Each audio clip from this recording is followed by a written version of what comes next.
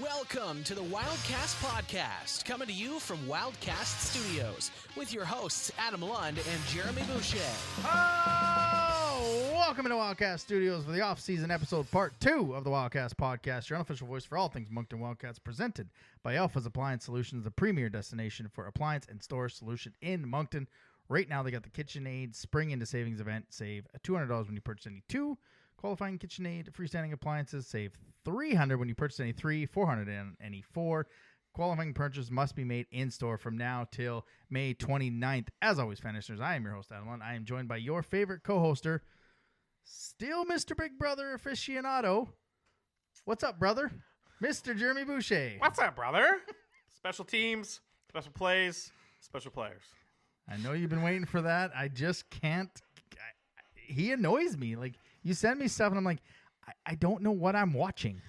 He's just, if anybody doesn't know what we're talking about, so on TikTok, a guy named Sketch is literally taking over the world with his one-liners, and I wouldn't be surprised. You know, we walk into the draft, and if I go like, "What's up, brother?" to a bunch of people, they know exactly what I'm doing. Yeah, that's a trend on TikTok. Go to your husband or your boyfriend and say, "What's up, brother?" with one finger, brother? And they'll know. And I'm just like, I don't know how these people. And I saw that trend before you told me, and I'm like, I don't even know what's happening right here. And I'm on TikTok and I go, I hate it here. That's where I'm at. Buddy, it felt so weird not to have you here last week, as we're in our off season every 2 weeks. Yep. I'm glad to have you back in studio. It looks like you're full on Blue Jays. Yep. I'm fully invested in the Oilers playoff run that starts as of Monday night. So hopefully we're up 1-0. Which, if Dallas and Edmonton win game 1 at home, by the time you hear this, it'll be the first time in, I think, like 20, 25 years, all 16 home teams in the NBA and the NHL have won game 1. Yeah. No, it's good to be back. You know, it's still sucks that you know, we're in an off season, and but it's just the way it is. You know, that we didn't get things didn't go as planned, but you know, I'm here and I can do it with a broken heart. Yeah. You know, it's just the way it is. I know. It's too long. We should be still in our sweaters, hoodies, with some air conditioning going, so we don't die down here. But like I said, it's been a fortnight. Yes, it has. Yeah. Is Bailey still in the Big Brother house? And are you still watching Big Brother Canada to update all our wonderful fan listeners? So Bailey is absolutely still in Big Brother house. I am no longer watching Big Brother Canada. I actually haven't watched an episode since I explained what happened to Vivek 2 weeks ago. I'm still very bitter at how he was evicted.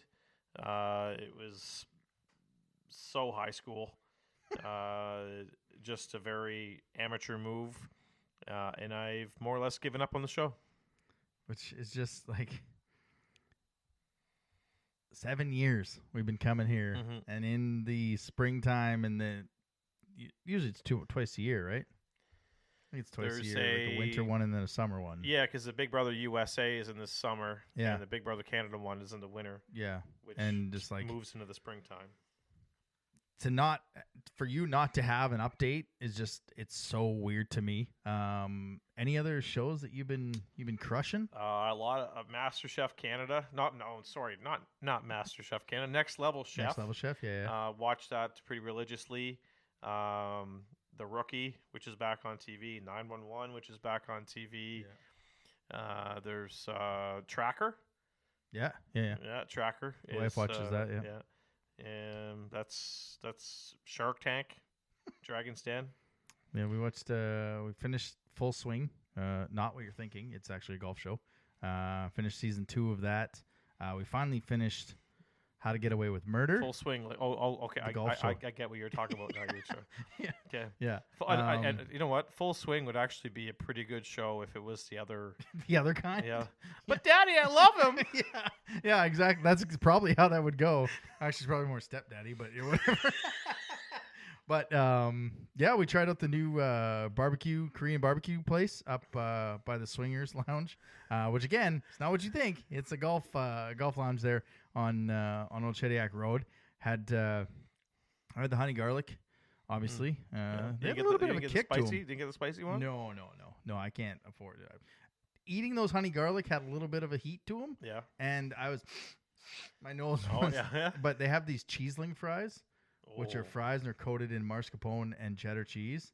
Oh, you can get the wings in those or the fries. So I can't remember what kind Layla got, but it was Barbecue Moncton on Harrisville Boulevard there by Harrisville Dental.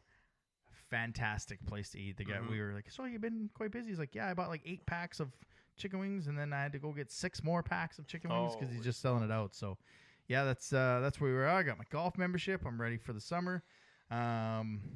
Did some yard work. Just about died the next day when I woke up, and I'm in the mode to have my pregame naps before the Oilers start their hockey games at 11 frickin' clock. My pregame nap will consist of not waking up until the following morning.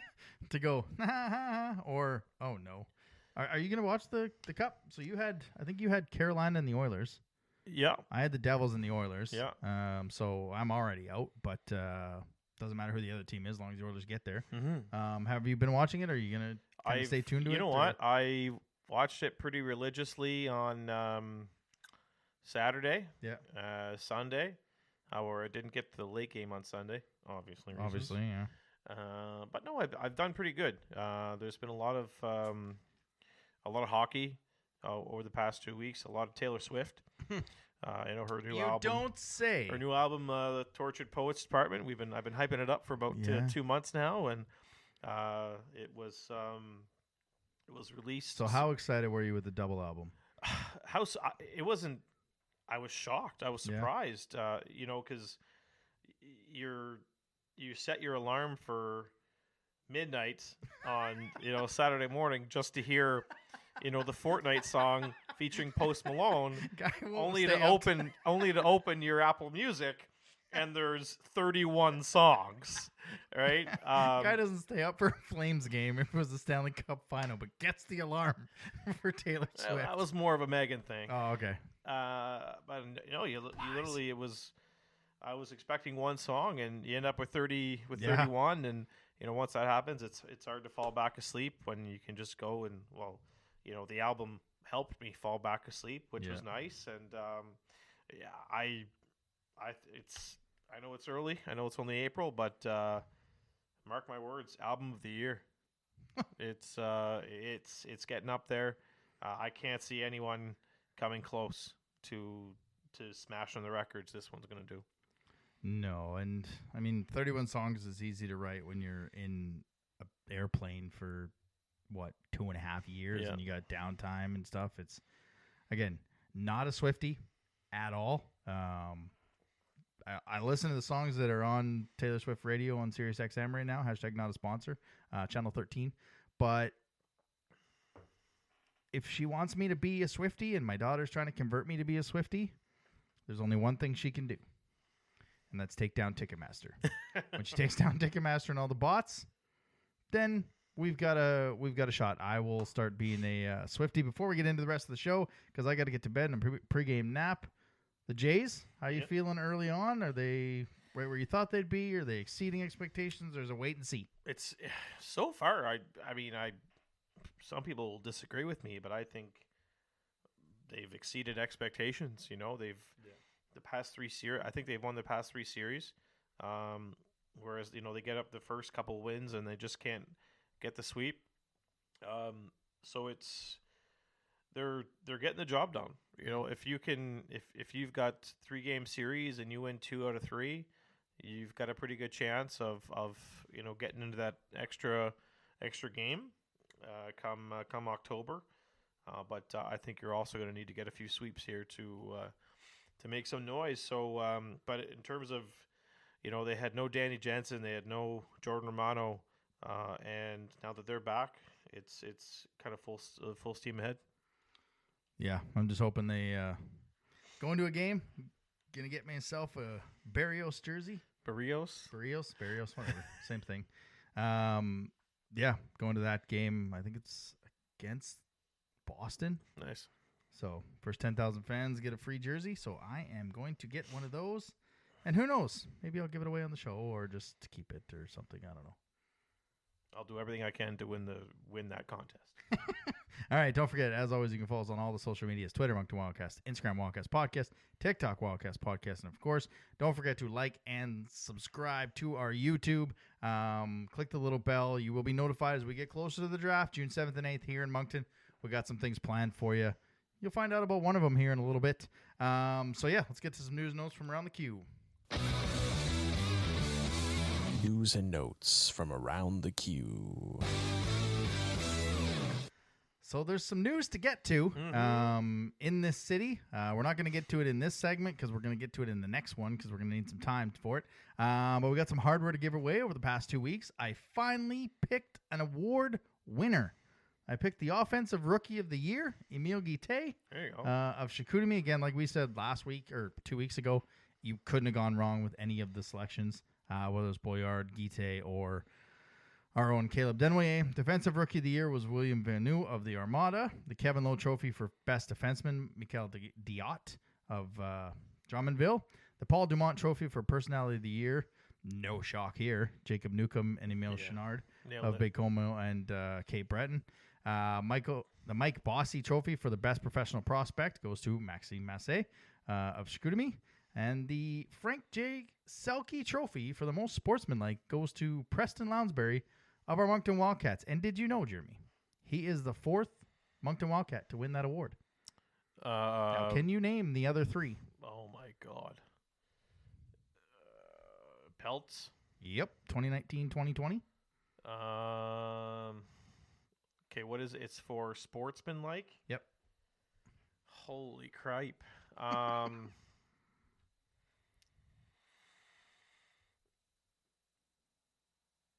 Jerome Sampson? No. How many years am I going back before Peltz? 99, 2000. And then 97, 98. Kevin Glode. No. Carl Gagne. No. What? No idea. Simon Laliberte in 97, 98. Right. And not to be confused with Johnny Rocket, Jonathan Waugh in 99, 2000. Yeah. And then, of course, Peltier in 19 and 20 season. Yeah. And then Preston, who obviously, he's pretty likable. And he's a nice kid. We haven't had the Coach of the Year nominees or awards yet. Dan Lacroix. Buries the lead.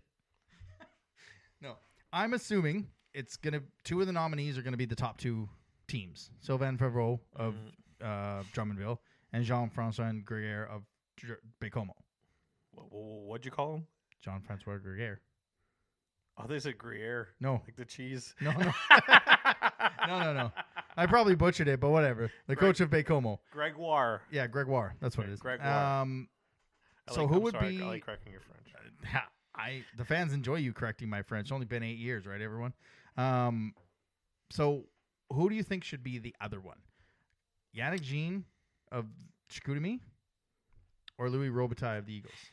Yeah, Louis Robitaille. Yeah. He turned that team around. Yeah. Now, has he done enough? Because I was looking at the history of the awards to see if it was always just the team that was the top team. And it wasn't. I mean, Jim Holton won it twice, and I don't think they had, top teams back-to-back years. Mm-hmm. One of them they were, but it's not necessarily the top coach. And do you think he gets it over what Jean-Francois has done in Baie-Comeau? I mean, that's just my opinion. Yeah. Right? It's I'm with you, by the way. There's always politics involved in Coach of the Year, and in most cases, it's always the top coach. Yeah. So that would lead us to believe that it would be Jean-Francois Gregoire. But it's all three. All 3 could win it. Yeah. But I think Louis Robitaille, just based on what he's done to turn around the team and to motivate the team and kind of having them perform. I mean, it's the difference between what we saw from them in late September to now is is hats off to him. Like Yeah. that's all I have to say. Yeah, he's got the same feeling as Rick Tocchet in Vancouver. Like, come in, completely change the culture. Mm-hmm. I mean, I know it's a regular season award, and they didn't have, the best regular season, but they ended where they should have been, winning 9 in a row, and getting set for the playoffs. And I know there might be some bias, but I think those are probably your 3 names. And usually the GM of the year is the top GM that makes all the deals. So maybe Gregoire can win that, and then Louis Robitaille wins Coach of the Year. But I think what he's done for Cape Breton is definitely puts him up there. I wouldn't be surprised if they go 4. Those are probably your 4 names for Coach of the Year. I can't think of any other ones. Easily, yeah. There's no other. I can't even think it's maybe the guy in Victoriaville. Rowan's not going to get it because they fired the coach and brought one in. Yeah. Victoriaville potentially, but I think those 3 guys are the obvious choices. Yeah. Really hope that comes out with those 3 names. It'll make us look really smart. 4 Wildcats were named to the Central Scouting List. Gabe Smith, 94th overall for North American skaters. Sump, 200, and Mueller, 210. And Warren was 12th among North American goaltenders. And we talked about it. We put it into the universe. Caleb Denoyer was invited to the U18 roster. He will be heading off to Finland. Was already there. He's already there, yeah. Quite a group. Like I said, Gavin McKenna was also named. They just announced 4 players. Jack Ivankovic from Mississauga, Morelli, Henry Muse of the 67s, Ollie Josephson, and Maxime Massé of the Chicoutimi Saguenayens is there as well. They got a good shot. I hope he gets playing time. Yeah. How many forwards is that? It doesn't list forwards for me, but 13 forwards. Okay, so he's going to play. Yeah. Okay, good. So, again, Gardner McDougall is the coach. Travis Crickard of St. John is the assistant coach to watch those games. Canada finishes the pre-tournament April 25th against Sweden, and they'll play on the 26th against Czechia, Switzerland on the 28th, and Kazakhstan is nice on the April 30th. I get the clock radio. He get the clock radio. You cannot afford. Yeah, to close out the preliminary action, the semifinals are set for May 4th before the tournament concludes with the medal games on May 5th. Might want to pay attention to that date because I got some conspiracy theories in my brain. All those games are likely to be on TSN. The Toronto Sports Network. Yeah. All right. So we got some games to pick. We got some series to pick. I think you're still leading by 1. I do believe. When I was calculating, I think you're still leading by 1. So we've got. Now I know that everything gets reseeded. You don't have to come at me, Cassandra and Robin and everyone else on Twitter. You don't have to come at me. But I do like that with the reseeding, we're getting an actual Western Conference final and an Eastern Conference final. The way that shakes out. If you want to reseed the 4th round, just 1 through 16 for the whole stupid thing. Like, for me, I like Western Conference and Eastern Conference finals. I don't want to get on the old soapbox, but if you want to reseed at the 4th round, just go 1 versus 16 the whole way. Yeah. And go that way. So, Drummondville against Victoriaville. Both of these series have the 2 teams that I had going to the finals. So if you watched any of the episodes I had where we talked about these, you know my picks. I think it'll be Drummondville in 6. This is a bit of a revenge game or revenge series for Victoriaville. They were knocked out in 5 last year in the first round when they were kind of poised to make a run last year.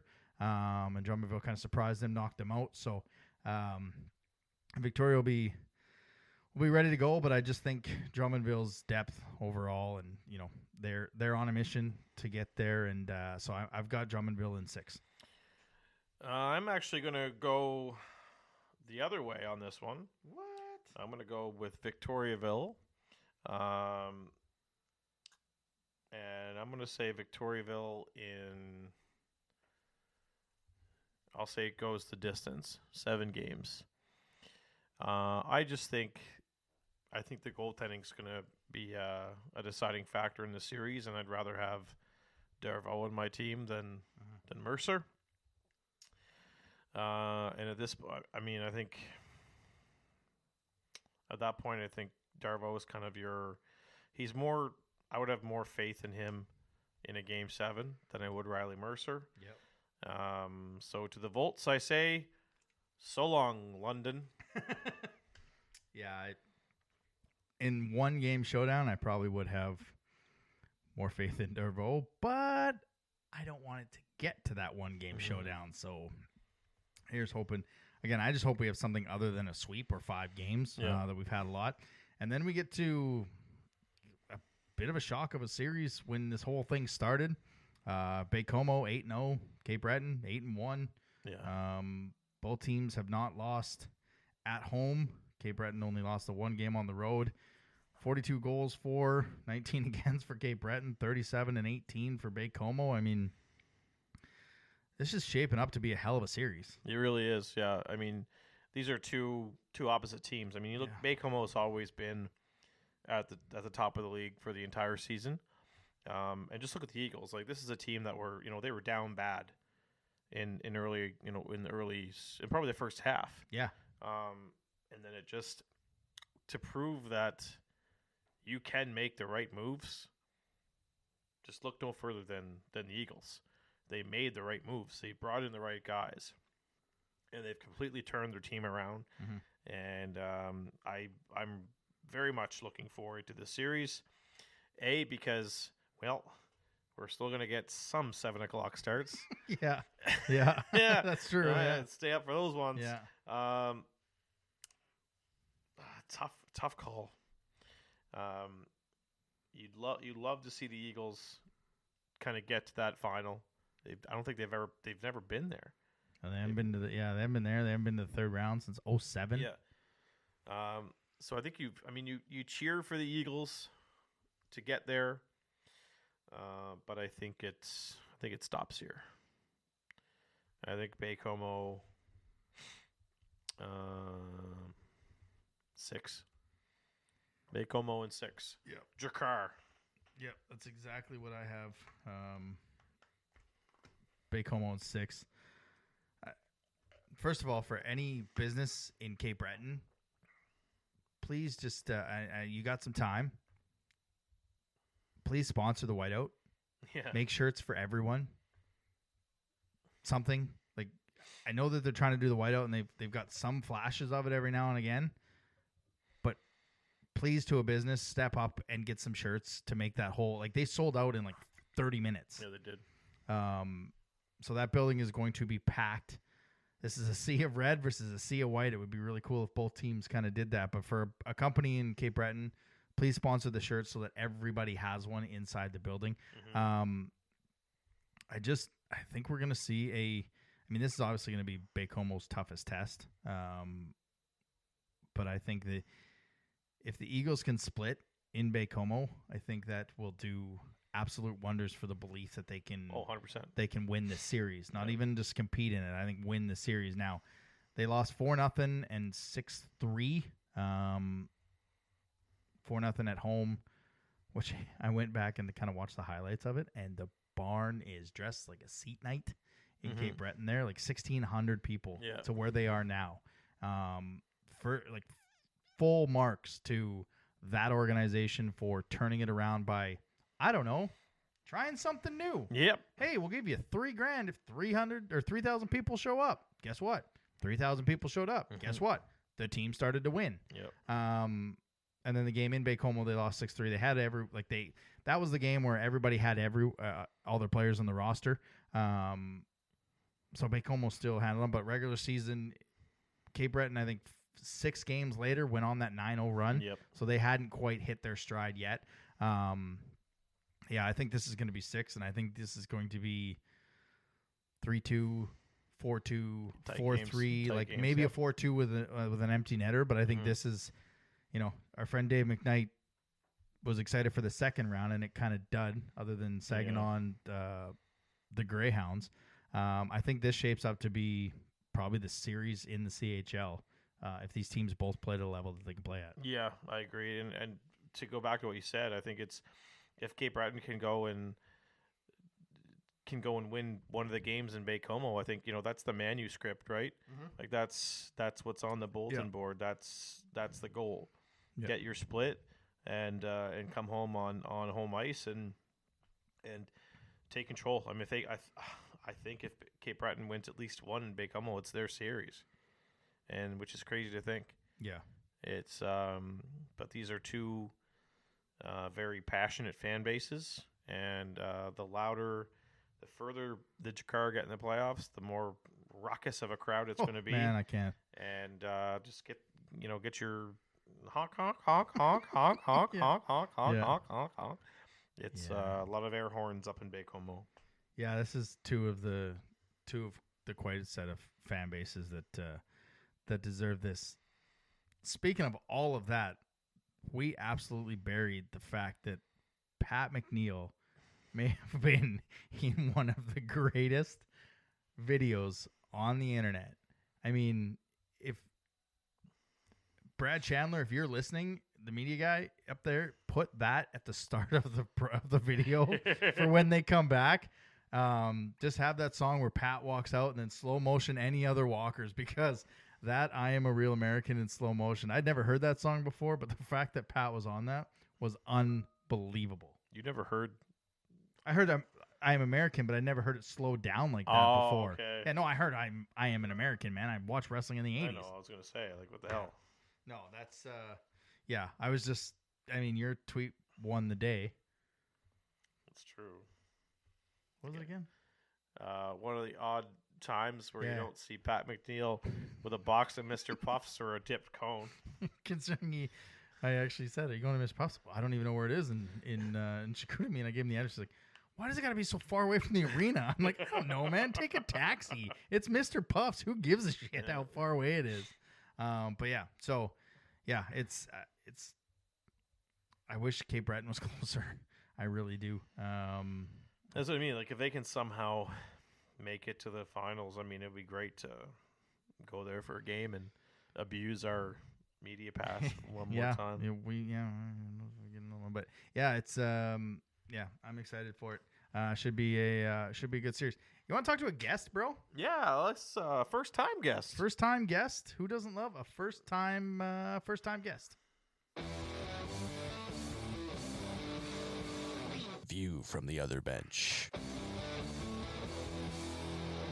All right, so it's that time of year, time for a view from the other bench, and we've had these guys on for 3-4 seasons now. Usually it's Braden, but he's moved on to Bathurst. Boo. So we have brought on regional scout for Eastern Canada for Puck Preps, Austin Robinson. Austin, how are you? Good. How you guys? Not too bad. Doing well. Thanks for doing this. No worries. I guess we'll get started. A little quick one for you. What got you into the world of scouting hockey? Yeah, that's a great question. Well, this is my first year doing this, like, actually for a website and stuff. I've been doing it since like 2015 for fun, like covering the NHL draft and Q stuff and whatnot. But this is my first year, so I could say I'm kind of like new into it. But yeah, I've been learning quite a bit and just hope to keep it going. So how'd you get associated with Puck Preps? Like, have you been in contact with them, or did they reach out to you once they kind of, I guess, saw what you were doing online with blogs or however you got it out there? Honestly, they posted like a job position because Braden had obviously left. Right. So I just applied there. I sent in some like mock reports and whatnot, and they liked it and they gave me a shot, and it's been going well ever since. It's not really like deep story or anything. I just applied online. And here I was, always wanted to be a scout, and I thought it was more. I thought it was a lot tougher than that, right? But I guess the reason just need social media. Yeah, no, for sure. I guess the reason we got on the show is this weekend is the QMJHL Cup in Boisbriand, and I'm assuming, given your position, you will be attending. I guess what's your looking at your rankings right now? You get a top 5 of Tynan Lawrence, William Ured, Jaden Plouffe, Dylan Rousey, and Benjamin Kissett-Ayot. I guess what do you see in Tynan Lawrence that puts him at the top spot? Tynan's awesome because he's one of those rare players that doesn't have like a lot of holes like in his game. Like, he's 15 and like he already plays like he's, like he plays like he's junior ready up ready. He's playing up a year right now in Shaddix, which speaks to his his maturity and whatnot. Mhm. And the offense is like obviously there. Like he attacks guys head on, not afraid, great hands, awesome shot. He just like the whole package. Wouldn't quite call him like dynamic in any sense, but he's just like he's a really complete player without like a ton of holes, which is why I have him up there. But he will actually not be attending the Q Cup. I'm not sure why. I don't think he has a lot of interest in playing in the Q. I know he tendered with Muskegon Yeah, Mhm. a couple months ago, he did, yeah. so I don't think he'll be attending. He's not like on the rosters or anything. Mm. No, yeah, we printed him out today because this is Jeremy's forte. The draft talk is where he shines, and I just grab his coattails and go along for the ride. But a couple names that I do kind of color for the Moncton Flyers, and a couple names that you have 13th and 14th back to back in your rankings, and I know Jeremy and Mike Sanderson, who I call the games with, basically have talked about these two players being back to back in the rankings. Jackson Batchelder and Jacob Gucci.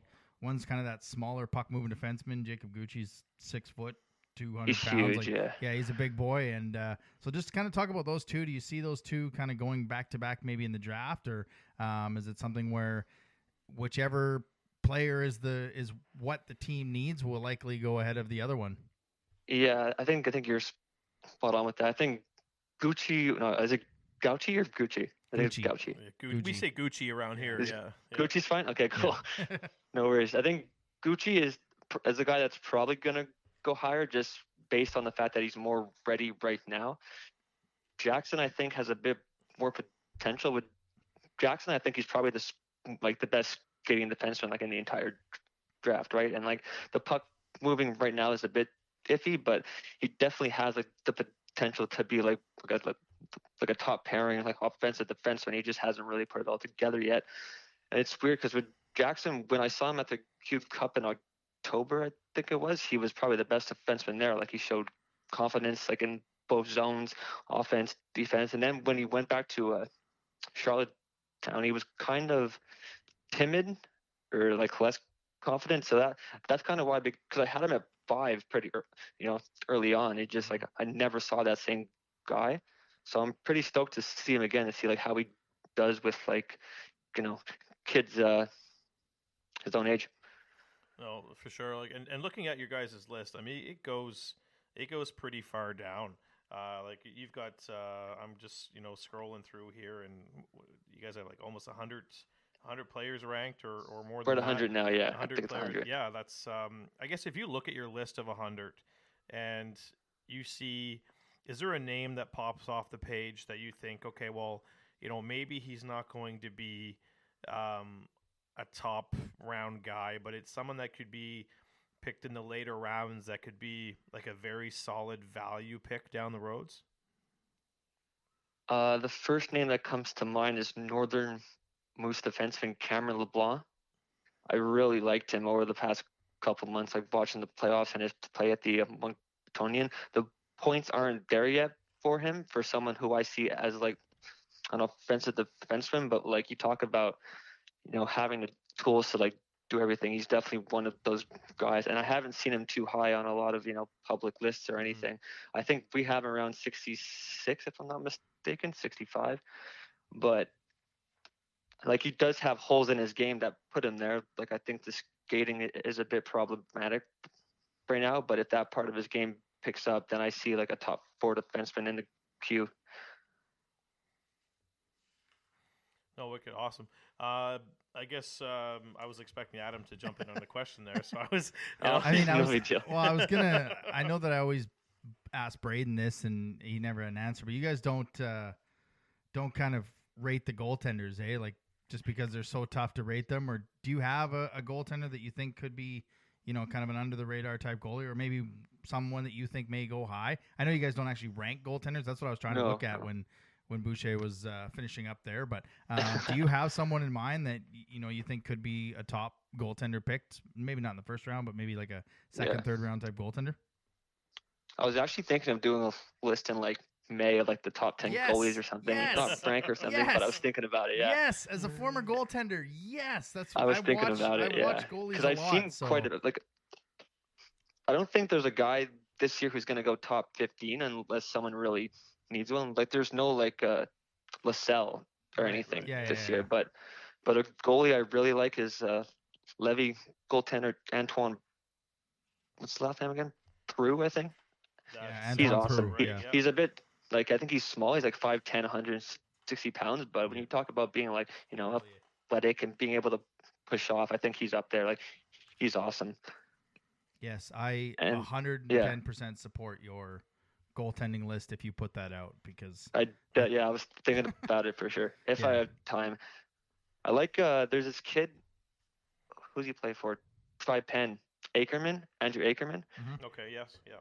He's also a bit. I think he's 5'8" or something. But Mhm. that kid like steals games. I've seen him steal like 4 games this year. He's awesome. Mhm. But also, I think CSR had him like as an E prospect, so he probably won't go too high. But if I was making a goalie list, he'd probably be like 3rd or 4th. I love that kid. I guess if you look at the playoffs in Quebec, the U18, I guess a player that really had a knock your socks off kind of playoff is Chad Legitsakos of Trois Rivières. You have him 10th on your list. Do you legitimately see him as maybe going a lot higher in the draft based on his performance in the playoffs? Yeah, it's funny with Chad because like he had a bit of a slow start to the year. Like he wasn't like, I don't think he was like a top 5 player on his team, but like Mhm. after January he really kicked it off. Like at the end he had, I think the last 8 games of the regular season he had 18 points, 24 points in 15 playoff games. Yeah, like it's, of course, this size. He's 5'8", 160 pounds. That could deter some teams, but I can definitely see him rising up if he has like a great combine and whatnot for sure. Like I don't think he's stuck at 10. I think he can. He's like probably one of the few guys that can like creep into the top 5 if he really dominates. But yeah, no, I've liked him quite a bit actually. And I guess there's a few guys that are kind of highly ranked that didn't necessarily play within their own jurisdiction this season, like Maddox, Dagenet, and Tristan Venn. And I know there was a goalie, not a goalie, a defenseman that was in Barrie.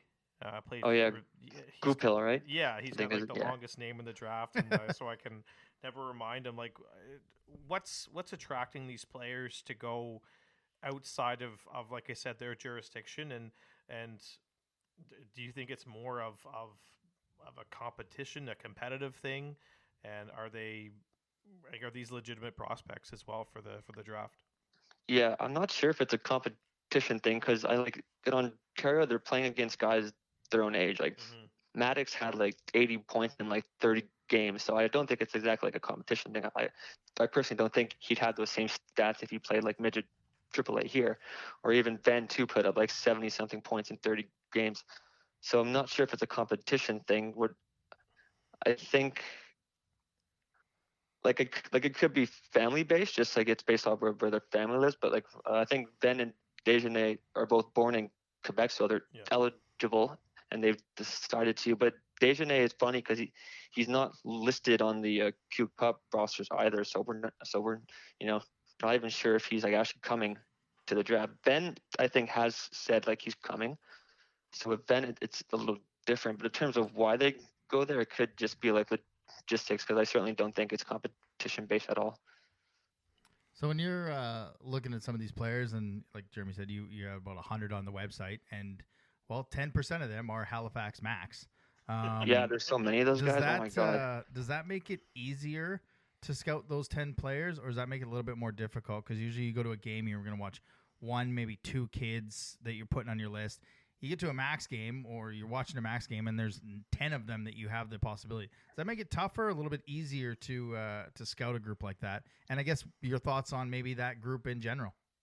Yeah, sure. Definitely makes it tougher because there's no way you can get like a good read on 10 guys in like the same game, right? You can't write like full on reports about them. Yep. And it's also harder for the guys who would be like top line players on like worse teams because the Max were like really good, right? So say for a guy like who I like is Will Scherer, Hmm. and he wasn't really playing a bunch right with the backs, but I think if he was playing on say like Sydney or any one of those teams, he would have been getting a lot more minutes. So it's hard to really gauge him and gauge those kind of guys. But in terms of the group as a whole, I'm like the biggest Walters fan out there. I love that kid. I think he's awesome. I kind of have him low right now, but after his play at the Atlantics, I'm gonna bump him up pretty hard. I would have him as like a first rounder for right now, for sure. Chip struggled a bit at the Atlantics, but I Mhm. don't. I probably shouldn't put too much into that. I'm not sure if he was hurt or something, so I'd probably keep him around where like he is. Proctor was awesome too. I'm a big fan of his. He's probably like early second, late second for me. But yeah, it's weird to see a team with a lot of like high end guys like that. Like no one top 10 or anything, but just like littered with second round guys. It's rare, and like you said, it definitely makes it harder. But I've had a good time watching them. That's for sure. Hmm. And I guess we can wrap it up there. I'll just have. Do you have any other? I'll have one more when you're done. One more. Okay, I'll ask one more question. The draft lottery is on Thursday of this week. Let's just say the standings stay as is. Right. I guess who do you have? I believe it's Valdor. Who would you have Valdor taking first overall? I've been thinking about this for like weeks, and I can honestly tell you I have no idea. I'll answer it. I'll answer your question, but I was trying to because I think if they pick one, because if they stay the same, they have one and two, Yeah, right? Yeah. I believe so. Yeah. Yep. Okay, so if I'm the GM, I probably go with something I know it's gonna work, and I take Yared and Rozzy just because they play like They played on together. the same team and they show that they have chemistry and Mhm. they each put up 40 plus points as 15-year-olds playing like U18. I think that's the direction I would go because you potentially have like 2/3 of your first line in the future there in your first two picks. I don't think that's a slam dunk or anything. Like that's the problem with this draft is there's no like slam dunk pick with Mhm. Tynan gone. So teams can go like anyway. Like I wouldn't even be shocked if like Chad goes first. Like at Mhm. Sakos, like based off of the tournament he had or the playoffs he had. Mhm. But yeah, I think like if I had to pick based on like the totality of the season, it would be Yared and Rozzy for sure. I guess just I mean, we are a Moncton show, so Right. we don't have a first round pick, but we do, as of right now, have I think it's 2 seconds or a second and two Just third. 1 second. 1 second. Mhm. So and I think we figured out it was like 33rd roughly or so. Yep. So in that second round, just for some of the fans, who's two maybe three names that they can kind of keep an eye on as we continue our draft preview Yeah. coverage. At 33, a player who I don't think will get there but might is Isaiah Rogerson. Like in terms of talent and skill set, he's probably top 10 like in the draft just based off the skating and hands. But he was on a really bad St. John's team throughout the I know that whole guy. year. Yeah, and, I've and seen you that just guy play. saw him get and you just saw him get like defeated throughout the year because they're getting Yeah. beat like 9-1 every game, Yeah. 8-2, and it was tough on him. So he's a player that didn't necessarily get better throughout the year, but like I would bet on like that package of skating and skill because you know it's up there. So if he's there at 33, I definitely take a chance. And also at 33, who I think might be there, who I have at like 19, is Emilio Santini from the Lions. He's 5'8", 148 pounds, but he's lightning quick. Like I Mhm. think he's probably the fastest skater in the entire draft. He can like push back the defenders with the puck. He can get on the forecheck. I think there's a problem with his like hockey IQ, which is a red flag, obviously. Mhm. But if you think like a guy like Carl Hagelin, he's kind of like that. So like he'd be a great third line player, and if he can pick it up in the second round, why not? Perfect, man. Well, we really appreciate all the insider. So where are you this week? Are you gonna be watching the Q Cup, or are you gonna be watching the Atlantics? Like, where's your time gonna be divided here on this final couple weekends here? Well, right now I'm covering the Telus Cup for puck preps. Yeah. The Q Cup starts Thursday. I'm gonna go a couple of the days. I can't go every day. I have another job, that doesn't exactly pay the bills, but Yeah, we get that. yeah.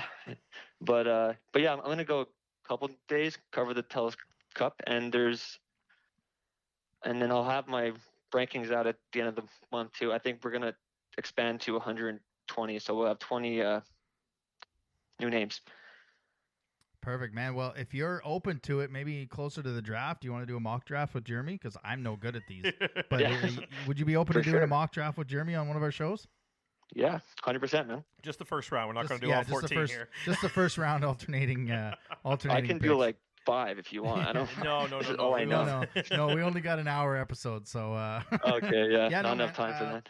We'll definitely get in touch with you a little bit before the draft. And are you coming to the draft in Moncton or no? I don't even know where you are. I was thinking about it actually, but it's like I checked. It's like a 8-hour drive or something, Yeah. 9-hour drive for me. But I was thinking about it actually, so I'll let you guys know. Yeah, Well, sounds good. Just get in with somebody already coming out here, and then split the gas there, man. So Yeah. but yeah, we really appreciate you taking the time on what's a busy weekend, and hopefully we'll be in touch with you in a couple weeks for a mock draft with Boucher. Awesome, guys. Sounds good. Yeah. Thanks, Austin. All right, guys. Yeah. See ya. Good to have Austin on. I'm just pumped. Not that I don't like doing mock drafts with you, but to hear you guys go back and forth on why you have a player in this certain mock draft, and who knows, maybe I'll just run in and go, nope, there's been a trade, and I'll move trades, maybe put you on your edge a little bit. But We have received a message from the anonymous Wildcast podcast general manager. yeah. Austin's like, I'm gonna hang up now. Yeah, okay, cool. Yeah, no, I didn't plan for this, but yeah, I think he had good knowledge on. Yep. I mean, for a first time guest, you're not quite sure how they're gonna be, and Mm-hmm. they might be quiet, timid, or whatever. Great guess and great knowledge in anything he said. Caught you off guard with any of the top players? No, not at all. I think his idea of Valdor taking the 2 Lac St. Louis guys back to back is genius. Is that the Rozzy we lost out on? Is that his brother? It's his younger brother. Yeah. And his younger brother is showing more interest in the queue than Jake. But who cares? Yeah. Who cares at this point? Yeah, exactly. But no, if it ends up like that and Valdor gets 1 and 2, that's a strategy that I would be, as Valdor fans or a Valdor GM, I think would be like, you know what? Let's do it. Yeah. Yeah, and I mean, like you've said many times, whether it's Chloe or Sam or Sophie or Marcus, like, people are going to be tuned into our draft, and they went to a lot of Max games, and there's 10 of them in the top 100 they had. It's a good team. If Valdor gets back to being, if they actually get 1 to 2, 1 and 2, like they've been a dog shirt organization for a few years now. And I mean, that would just take them, fresh out the slammer. Yeah. That takes them right out of the basement and into a top tier again team within, 2 to 3 years. It's you kind of hope for that. Yeah. But at the same time, it's like, oh, geez, do you really want 2 high-end guys to end up in Valdor of all places? Sure, we don't only play them twice a year, and we don't want them in St. John. Well, I mean, yeah, but it's like they're super skilled and 2 guys with really good chemistry. Like it's like they will take over the league in 2 to 3 years, right? So it'll be fun to see. But yeah, draft lottery on Thursday, and we will not be live for that. By the way, no, not we this could time. Care less. No, we had a moment to be excited there last year, but she gone. He gone. Yeah, unless. Yeah. All right, let's get to the again. Thanks to Austin for jumping on from Puck Preps. If you guys want to check out any of his stuff, puckpreps.com. There is a subscription fee. So as we get closer to the draft, $14.99 for the month. You'll be in tune with any players that the Wildcats are looking at, including the players he had, which was Isaiah Rogerson, St. John, and I can't remember the other one. Emilio Santini. Yeah. Great name. Yeah, Santini. I'd take that in a heartbeat. Yeah, absolutely. All right. On X, that's A. Rob Scouting. Oh, on X, yeah. Austin Robson. Good call. All right, let's get to the weekly rewind. Weekly Rewind. Oh, what a couple weeks it's been in the Hub City. Oh, man. So I kind of almost forgot that we didn't talk about this last time we were on because the news came out literally after we were done recording. That's true. Which I had said to you and Layla that when they announced Dan Lacroix will be let go, it'll be the Tuesday after we're done recording. And what happened? Tuesday at about 10:30, April 9th, the Moncton Wildcats and Dan Lacroix have agreed to part ways. I mean, we made our thoughts known on Instagram Live that night, but for those that weren't there, kind of go over it again. For a coach that we applauded and were happy to have because he was getting players 2 years ago during the pandemic, during the rebuild, that whether it was a roster player or a kid that was drafted that was coming up, they were playing the right way. They were playing the system. Everybody was kind of pulling things in one direction. And, I mean, they almost surprised in that weird New Brunswick tournament thing to a year too long, really. Yeah, it's a move I think that should have been made last off season. Yeah, but I think the man calling the shots kind of wanted to wait till the contract was up before making any moves, and it looked like a genius thing in the first half to hang on to him. And Dan, yeah, and then almost to the day, Dan, it fell apart like it did the year before. Almost to the day, it's creepy how it worked like that. And I cannot help think, and maybe I'm the only one, that if they get rid of him when they should have and take that year, Louis Robitaille is our coach. And who knows what kind of playoff run we're having. Now, we would have had to get Rimouski. Now, we could have been on a roll and handled Chicoutimi like Cape Breton did in round 2. Mm-hmm. But you can't help but think he was the name that was out there. That could be us right now talking about round 3 against Baie-Comeau. A lot of things would have to go right, and once you get into what could have and this and what ifs, but it just, optics-wise, I can't help but think that's kind of we're looking at what we could have been. Mm-hmm. No, if he would have been the higher too. I don't know if Louis Robitaille would be the guy, but it's something to consider, I guess. Mm-hmm. You know, if there's one thing I don't like doing is immediately giving somebody a job after they were fired. Yeah. And Louis Robitaille was fired by Gatineau, but from what looks like a genius hire in Cape Breton so far, so that kind of defeats what the purpose of what I said. It's again, I think it's going to be interesting to see what happens. You know, the articles they say they want a new coach by the draft. Hope a little earlier than that. Hopefully a little earlier than that. You know, we got a big hockey tournament coming up this weekend that we wouldn't mind the new eyes to be on, but I don't think we're going to have one this soon. And you know, it just seems to be we get that we get that guy that we really like, and it just ends up not being what we hoped. Mm-hmm. You know, and it's I think the next one's a very important hire. Whether it's a 1 year, one and done, or if it's a multi-year contract extension, we'll see. It's going to be tough. It's I know there's lots of names out there that are being tossed around. So speaking of that, I mean, we threw out names 2 weeks ago. Yeah. One of my guys re-signed, and it wasn't because he was an Oiler. It was Marc-Andre Bergeron and Robert Riviere. Yep. He was a power play specialist in the NHL, so I was like, well, if you could bring him on, maybe not as a coach, maybe as one of the assistants. He knows Sean Carrier, he can help get him going. Yeah.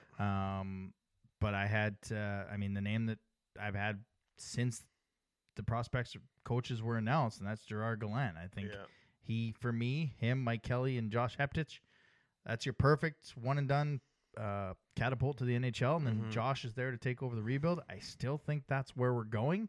But do you have any other names that you're kind of thinking? Well, it's a name I brought up on the show on our live, and that's Yves Sereau. I don't know where that's going. I know he's been coaching in Switzerland for 10 years. He was relieved of his duties in January. I don't think it was the men's league that he was coaching. I think it was like one level down. Right.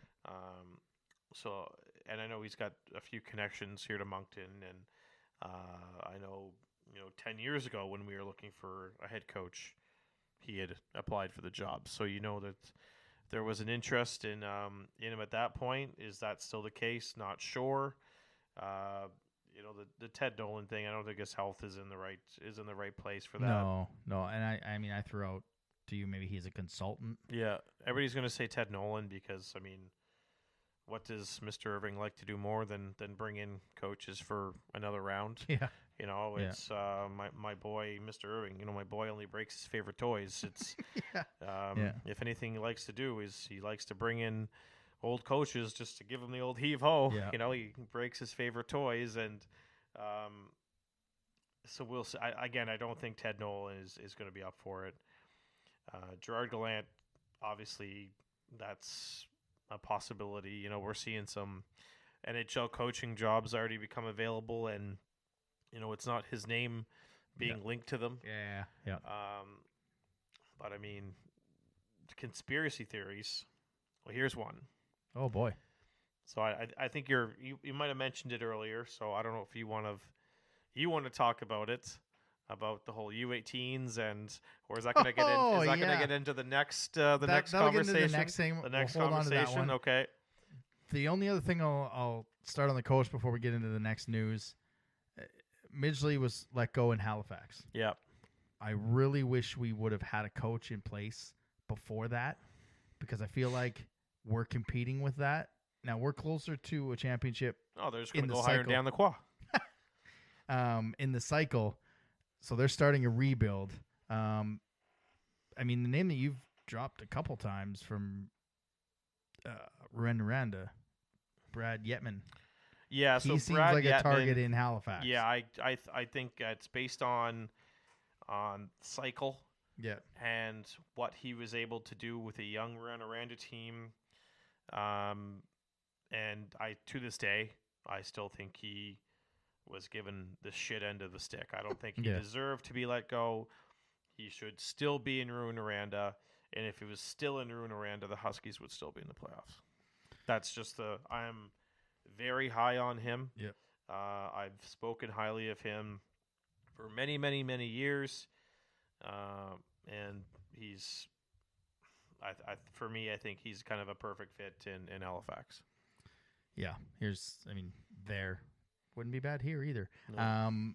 And then obviously the news 9 days later, the bomb was dropped on us. We had somebody reach out about half an hour before it come out, and we both kind of messaged each other after that and went, no, I haven't heard that. That's not happening. And then boom. Yeah, our general manager and one of our biggest supporters of this podcast, Richie Tebow, has accepted a senior position with JDI, so he will not be back with the Moncton Wildcats. His final day will be May 6th. Now, lots to unpack here, but in terms of the conspiracy, if you listened a little bit earlier, which I know you did because you're still here, Team Canada U18 finishes on May 5th. So Richie's last day is May 6th, May 5th. Coach, we've always said, I don't know if Gardner will leave UNB to just be a coach in the queue, but if you give him total autonomy of everything, I think that's the right word, autonomy, I don't know, control, is that enough to get him from UNB to be a coach / GM of the Moncton Wildcats? Look, when I saw those dates, I was like, it's either just a coincidence or it's the most obvious thing sitting in front of our eyes. And it's, I can't see it happening. I don't know what Mr. McDougall's salary was at UNB. Yeah. But if you've been following the news, Mr. Irving found a way to save the Wildcats $250,000. Yeah. So So if you connect this dot over to this dot and then around to this dot. There's a T here, and went across, and then there's an I. You dot it. Yeah. There's there's a T on the savings and a dot on the dates. Yeah. So There's connections. There's conspiracies. and then I got one other one that I brought to you First a of couple all, days ago. how did it end? How did it end this way? Is what I need to know, or is what I want to know. Yeah. The coaching move I saw coming from miles away, like guilty as sin. Yeah. Right. This one about a rare. This move was about as rare as the albatross in golf. Which is quite rare. Never had one. Yeah. It's you shoot a 2 on a par 5. Yeah. Well, this is about as rare as about as unexpected as you can think. Saw the moves and you're like, oh, I hate it here. Yeah. And I don't know if Mr. Irving's written the prophecy on what's going to come down this year, but I mean, I told you before we started recording this, when I found that out on, I think it was Thursday. It was a Thursday at about 10:30. For a good 45 minutes, I couldn't do a lot of work. Yeah. I could not focus. Whether it was people messaging me, I hope they are not listening to this, or talking to you, or just flat out being heartbroken. Like we said, as much as Michelle validated us as a show, for the first 5 years, and especially that first year, Richie validated us. Yep. Richie was there helping us. He was in studio for a draft episode. We usually had him pre and post draft for the first couple of years when he was before he took over the full reins. He was always gracious with his time, always gracious with the amount of info he could share with us.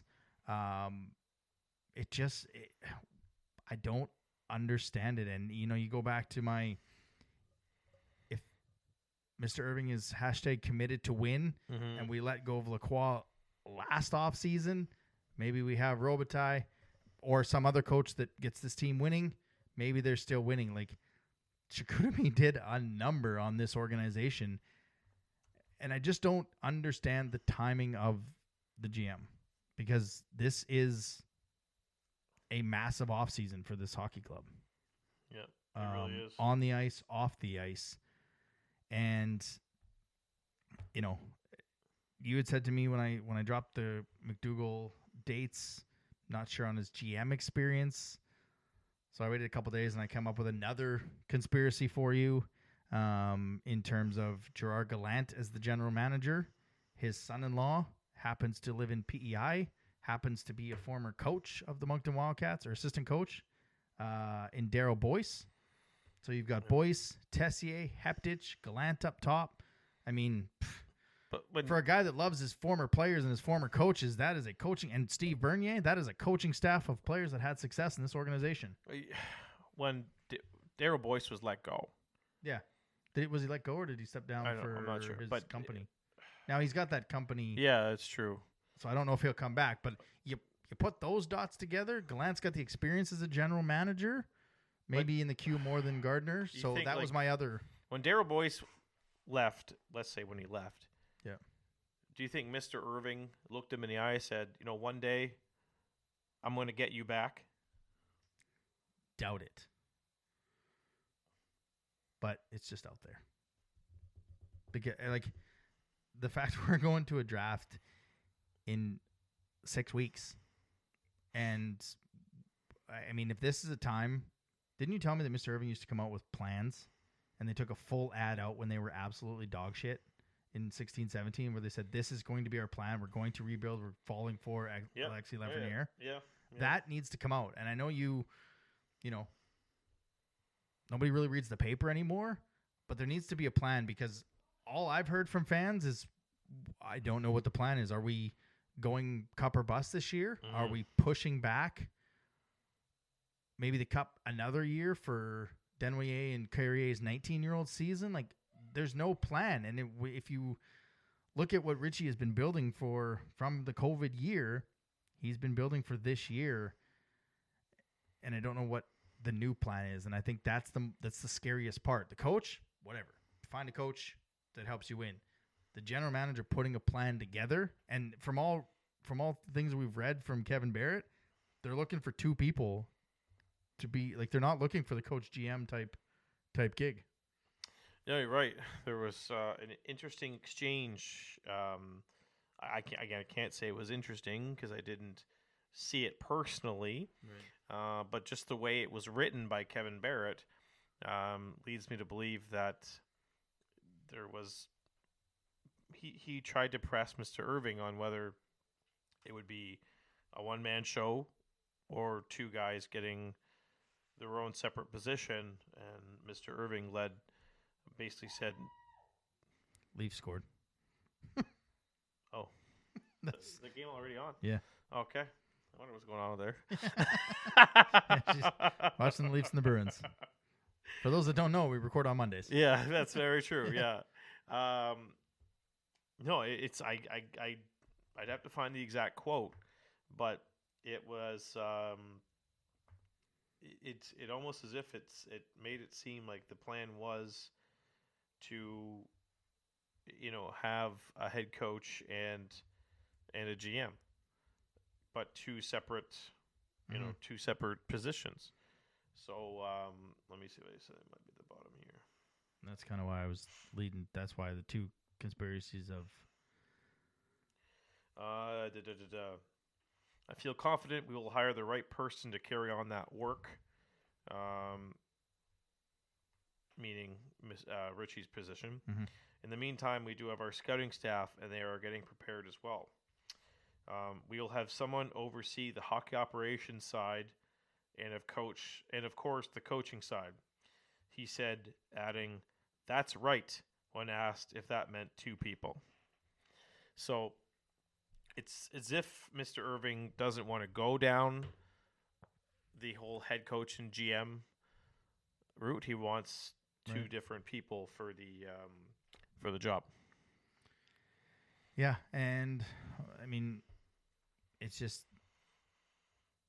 I guess we wait till May 6th, and hopefully in and around that day we'll have an answer, at least for the general manager. I think you want to get one of those before you get a head coach, and allow him to help pick. Most organizations would do that. This organization runs on its own way of doing things. But yeah, I just gutted for Richie, and this show. What he and Michelle were able to do to validate us and help us out here the past 7 seasons. We can't thank him enough. And Tebow, we trust, is gone. So it's just it's gonna be so weird to go to the draft and not see him at the table and not see him around, and I think he'll still be there. Yeah, I think he will too. But you know what I mean in terms of leading the group and I know. Showing up on our live. And how do you guys like that? Oh, we're live. All right, go right into his GM talk. So, but yeah, a lot to unpack. And like I said, there needs to be some sort of plan put out by Mr. Irving in terms of what the plan is. Are we still cup or bust, or are we pushing this thing back like Chicoutimi for at least one more year? I don't think they're doing that.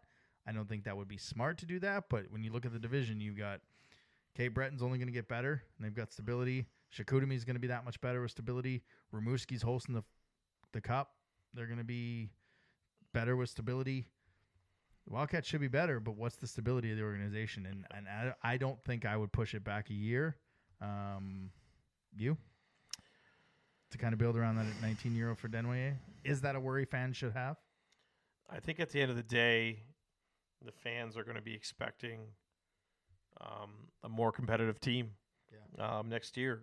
And, I think there's, we had a few people come to us and say, we're not going to be renewing our season tickets if Dan Lacroix is still behind the bench. Well, he's not behind the bench, so, let's go. Yeah.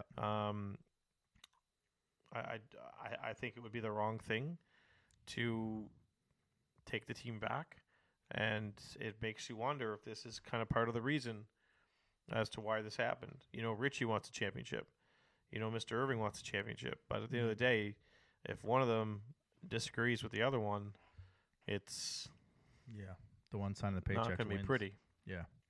So, all right, let's get into our season grades. The forward group, kind of as a whole, I don't want to do lines because at the end of the year they changed so much. But, I mean, on a whole, the forward group was like, it's really tough to give them like a B because they started out B+ style. And then, I mean, injuries and, mixing guys around, and they kind of went down to a C- in that final month of the season where nobody could really score.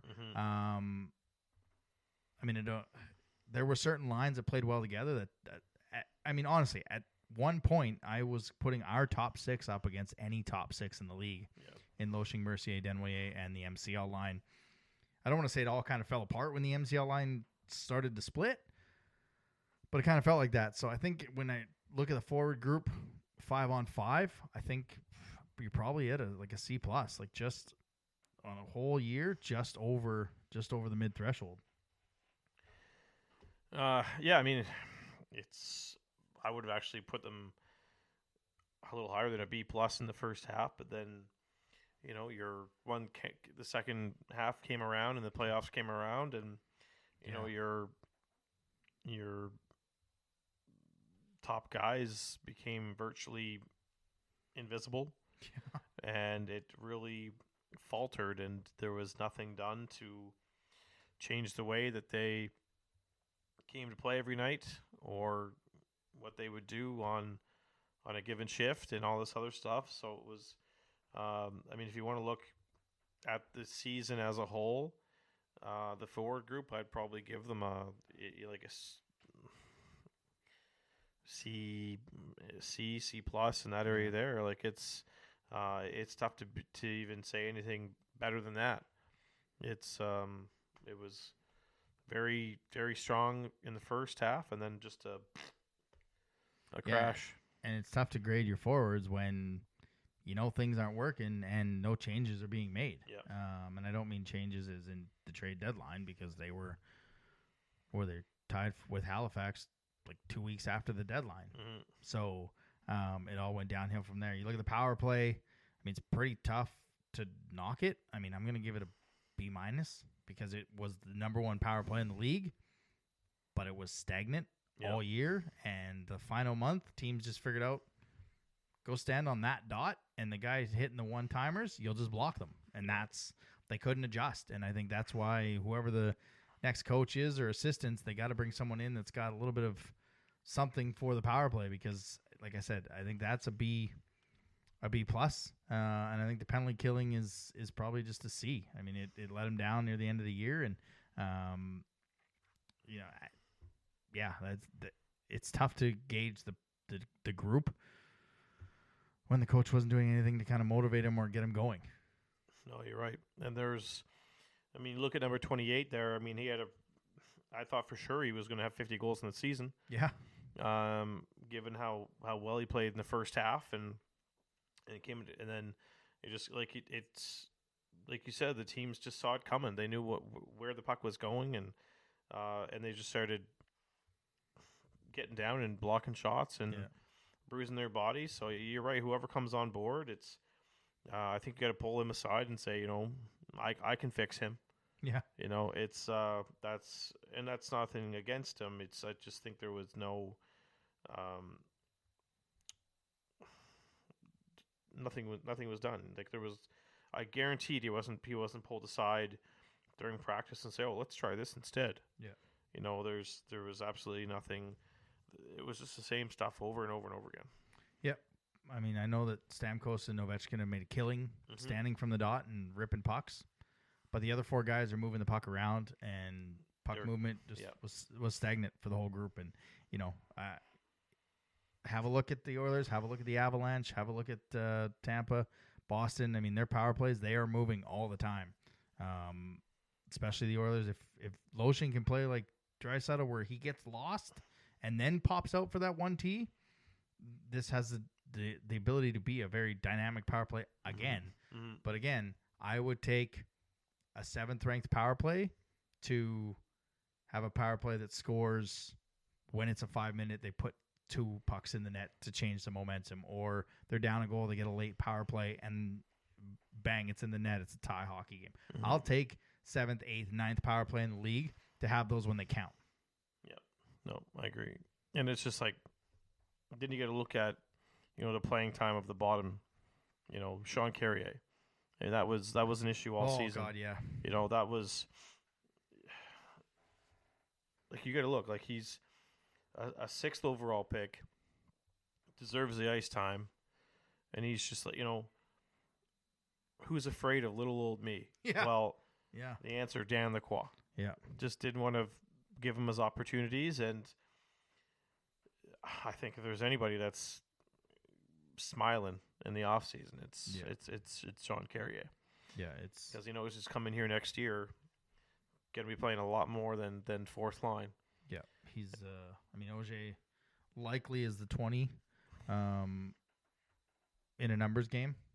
It's unfortunate. Odd man, yeah. Yeah, I odd mean, man out. we'll see. We're Yeah. not saying that, but Depending what the if the team wants to take a step back, sure. but that's a spot that Carrier could easily just slide right into, and he doesn't have to play top line. But even if he moves to that 3rd line and gets some more ice time, gets in some more spots, is allowed to make a mistake. Yep. That was the biggest part. But again, the bottom 6, it will, like, this team will look different next year. Oh, very much differently. And as much as it sucks that Richie's no longer with the organization, that trade with Halifax is still marked, because you can't just go back on trades. We're the prime example with Halifax of that. And you got to wonder if that's a part of the reason why he's still working until May the 6th. Yeah.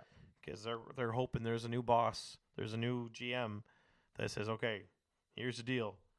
This, and this, and this, and this for this, and this, and this. Now the team's yours. Yeah. There's got to be some sort of communication here, and to make sure that what we were, I wouldn't say promised, but what was in the works. Yeah, exactly.